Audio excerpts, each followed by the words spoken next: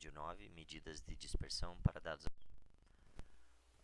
Uma medida de dispersão para dados agrupados é aquelas que são calculadas a partir de uma tabela de frequências, tal qual vimos para média e mediana.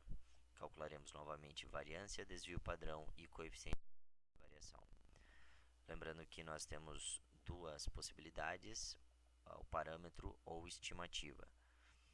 Os símbolos são os mesmos para dados brutos, sigma ao quadrado, a diferença, e S ao quadrado. As diferenças são propriamente nas fórmulas.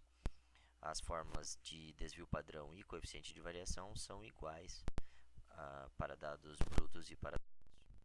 Como exemplo, vamos calcular a variância, desvio padrão e coeficiente de variação da produção de leite de todas as vacas do experimento. Nós vamos continuar usando as tabelas que criamos anteriormente. E só para lembrar que a média que nós calculamos foi de 24,3 litros por dia de leite. Tomando aquela tabela que nós construímos anteriormente, com o limite inferior, superior, ponto médio da classe e a frequência absoluta, nós criaremos uma nova coluna. Essa é a principal dica, de vocês criarem uma nova coluna chamada FI xi menos média ao quadrado. Por quê? Porque nós temos aqui na nossa fórmula que nós precisamos do somatório de FI vezes xi menos x barra ao quadrado. Portanto, construir uma nova coluna ajuda bastante. Bem, esses então são os valores.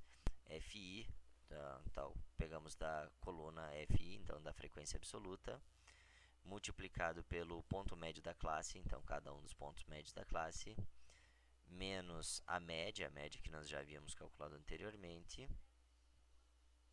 elevado ao quadrado.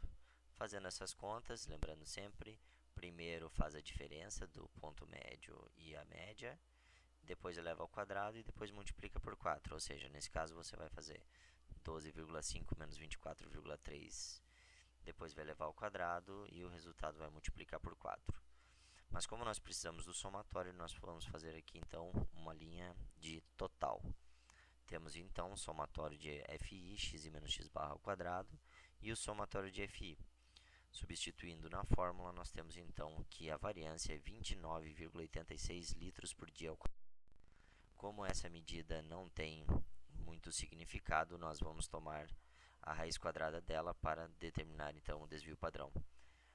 Chegamos então num valor de 5,46 litros por dia. Essa é a variação média da produção de leite por dia. O coeficiente de variação então será a razão entre o desvio padrão e a média vezes 100.